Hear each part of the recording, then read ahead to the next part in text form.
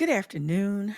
This is Dr. Wendy Cotton, and I'd like to welcome you to a dissertation research seminar. This is the first in a few lectures that I will record for you. And the focus of today is just an introduction to writing at the PhD level. So let's get into it. Writing the writing. Okay, that's a play on words. Writing the writing. So let's talk about a few things. And I want to start with technical versus creative writing. And this is something that we have noticed that students struggle with um, in the beginning of the writing stages. So, what is the difference between technical and creative writing? Here are a few differences. Technical writing, I'll start with it. The purpose of technical writing is to inform, it's to teach or instruct, or to explain complex information. And this is important because the opposite of that is creative writing, where we are accustomed to telling stories, to inspiring, to entertaining. And that is not what we are doing with research. Okay. Research is very technical. Um, in some cases, it may seem boring. And because of that fact, sometimes students tend to lean towards um, the more creative side of writing. But it is very important that we stick to the constructs of technical writing. What else? The style and the tone of technical writing is very formal, is clear, is concise, is objective. It does not involve your opinions about anything. Uh, Clear, concise, objective, very formal, very academic. On the other side, creative writing tends to be informal. You have a lot of latitude for artistic um, writing, your creativity and your flexibility. It is subjective. You're very expressive. And so the language you use, the adjectives you use tend to be very expressive. And you are emoting how you feel in creative writing. You are not doing that in technical writing. It should be absent any feelings whatsoever, particularly personal feelings. All right, so let's talk about the structure of technical writing. It's very systematic, and you'll find that out shortly if you haven't already. But it's very systematic. We use predictable headings and subheadings. It involves displaying information with charts and diagrams and tables and other types of um, visuals that illustrate data. Okay, the focus is on data. On the other hand, creative writing tends to be very fluid, it's non-linear. Okay, you can experiment in the style of your writing in terms of structure when you are doing creative writing. And finally, the language of technical writing it is very scholarly. We use the jargon and the vernacular of scholarly writing, vocabulary specific to the subject matter.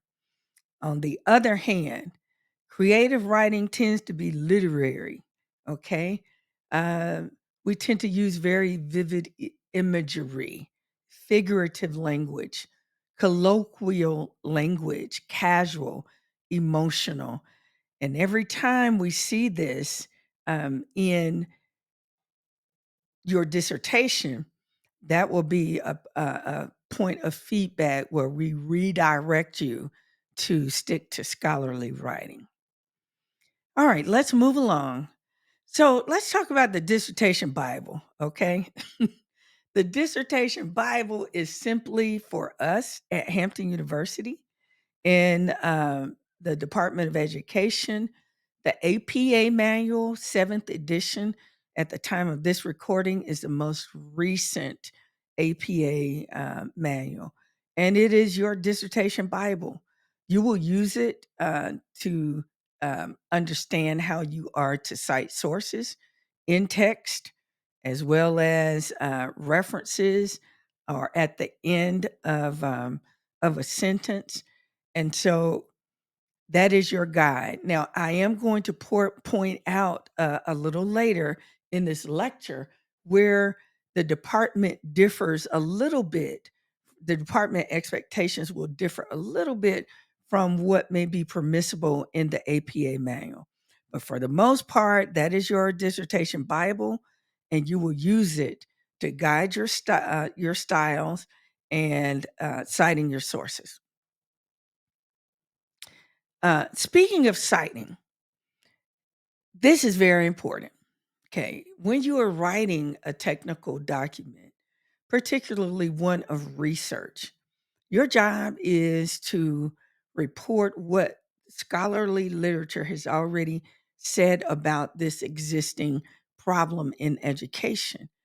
And because you are reporting what someone else has said, you must always cite what you write. And so the emphasis in writing your dissertation, you are citing what you write. If you make a claim, you cite it. If you make an assertion about something, or an assertion, excuse me, about something, you must cite a source to substantiate your assertions, as well as your your claims. All right, cite what you write. Let's move along. So let's talk about proper formatting, and I want to show you some examples of how you should format your title page and the beginning pages of your dissertation as we are writing chapter 1. Once we move along to the entire prospectus, which is chapters 1, 2, and 3, we will add some other expectations there. But for right now, for this course, let's talk about how your first few pages should look. Okay. So I hope that you are able to see this, but let's look to the left of the page is the title of your assignment. So your title page should look like this for every assignment in this course. You will have the title of the assignment at the top, and it should be in bold print. Okay. Then your first and last name, underneath it, Hampton University, underneath that, the title of the course, underneath that, the professor's name and title, and then the date of the assignment. Every title page should look like this. All right. Now let's focus in the middle of this.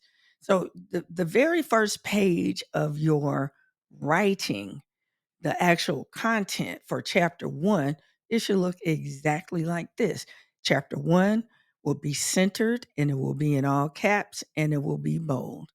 Underneath it is introduction, all caps, bold.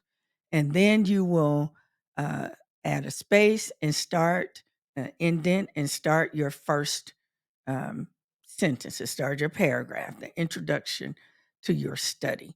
Please note that you should be including citations in every paragraph. There should not be one paragraph in your dissertation that does not include at least a few citations, perhaps excluding your summary. Okay, but your introduction and every paragraph following it should have citations. You should be citing your sources. And finally, the end of your assignment should be a reference page, and this is how it will look. Um, right here at the bottom. So you see references is in bold, and then your references should be in alphabetical order using the hanging indentation style of writing. Okay, so let's get into department expectations. So this is where we differ a little bit from what may be allowed in the APA manual. I believe the APA manual gives you some flexibility for what style of font you choose. We do not. And so you can consult your Hampton University graduate manual for theses and dissertations. You can find that on Hampton's website on the Graduate College page. It is downloadable. But this is what we will use. Times New Roman font, 12 point would be the size. Period, point blank, the end. Nothing, nothing other than that. Use of first person language is strictly prohibited. So at no time in your dissertation should you use the words I, we, us, our. Okay. Anything that refers to first person language, strictly prohibited in a technical document. I believe the APA manual might give you some flexibility there, but ignore that because our requirement is no use of first person language ever. Okay. Securing a professional editor and a methodologist. Let me say right now at the start of this process, you should probably be looking for a professional editor. Start the process of securing one so that you can have one already designated for you when it is time for you to submit your final document to your chair and your co-chair and or your chair. Okay. You will need professional editing throughout, no matter how well of a writer you are. What we have found is that most students, with very, very few exceptions, are able to get through this process without securing a professional editor. There's a cost associated with it, so prepare ahead of time, and the prices differ, but around $1,500, somewhere in there, you should expect to spend probably for an editor. And they may have payment plans and so forth. That's up to you. You do not have to use a Hampton University approved editor. You can find your own, um, but just make sure that whatever editor you choose adheres to the graduate manual and theses for theses and dissertations. Securing a methodologist. You on your advisory committee, your dissertation committee, you might have a person on there who is a trained and skilled methodologist. More than likely, uh, one may not be available to you from the university because they are so scarce. Okay. So, because of the scarcity and because the few that we have are stretched very thin, we're encouraging you to find your own methodologist, one that you might have to pay. All right, but it is well worth a few dollars to in order to ensure that the right statistical analyses are chosen uh, for your methodology, and that everything else is in shape. You will get guidance from your co-chair, and you will get guidance from your chair about your methodology. But the specifics in terms of how to conduct the analyses, that may not come from your chair or your co-chair. And so keep that in mind. All right. So with the next thing I want to show you is a few uh, exemplars. And these are recent graduates from Hampton University's PhD program in education management. Most of these are already published, some are very new, so they may not be published on ProQuest yet. But if you reach out to me, I can make them available to you. Um, but check this list out. These are very well written dissertations, And we have quantitative, we have qualitative, and we have mixed methods.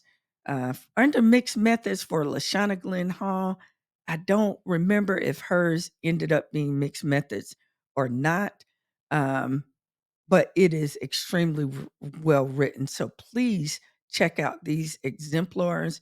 These are this is a great way for you to prepare and model your dissertations after. It may answer some questions that perhaps uh, it may take a while for you to get to me or to get access to me to get your questions answered, but you might find them in these dissertations. Okay. So let's talk about, for the last couple of minutes, helpful resources. These are resources, by no means. Let me say this up front. Um, that they are not paying me for this advertisement, so I get nothing from this. These are just resources that I found to be helpful along the way. So we have Quillbot and Grammarly. Who do these are editors, um, and they help you paraphrase.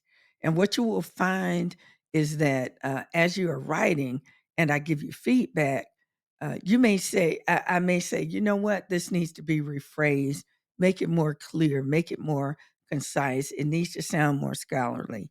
You can use Quillbot, Grammarly, or other platforms that are similar to help you paraphrase and rephrase your academic writing. Speechify is something that I use personally to help me consume digital material. And I use it when I'm traveling, when I'm commuting back and forth to work, when I'm at home uh, cooking, and I don't have the time or the luxury to sit down and actually read uh, in a traditional way a book or a dissertation, all right? But I can listen while I am doing something else. And so this is a great way for you to capitalize on some downtime or time when you cannot be actually reading from a book or from a paper. All right. I also encourage you to exercise uh, to get access to cloud storage. Use it, please. This is 2025. There's no reason for you to have your work saved only on your computer or on a hard drive or on a flash drive. Have them saved in multiple locations, and cloud storage should always be one of them because it will give you access to your documents in multiple locations. As long as you have access to the internet. The use of Google Docs, okay? Google Docs I use for feedback on your perspective. So if you have me on your committee as a co-chair or a member of your committee, I will be using Google Docs to give you feedback. And that means that even if you wrote it in Microsoft Word, I'm going to ask it to be uploaded to Google Drive because it is a great way for feedback. And that is how I review your work with you. So just understand that. I know that not everyone is a fan of Google. Totally understand that, but that is the method that whereby I will give you feedback on your perspectives. And finally, data analysis programs such as SPS, Qualtrics, and Vivo, MaxQDA, Deduce. There are others out there. Please prepare ahead of time because they will involve a cost. Most of them, some very minimal. Always look for the student discount. Look for discounts around the holidays, Memorial Day. Every holiday, there are sales on all of these programs. So look for those things. You might even consider sharing the resource with a classmate and splitting the cost. Consider trial versions. Okay. But these are resources that will be very helpful to you. And like I said, these are resources that my students have used and that I have used and found them to be very helpful. Finally, these are the ways that you can contact me. I prefer email. Okay. But you may also use my phone number, and it's listed above, and then for appointments on my Book Me page. Thank you very much. I look forward to the next lecture.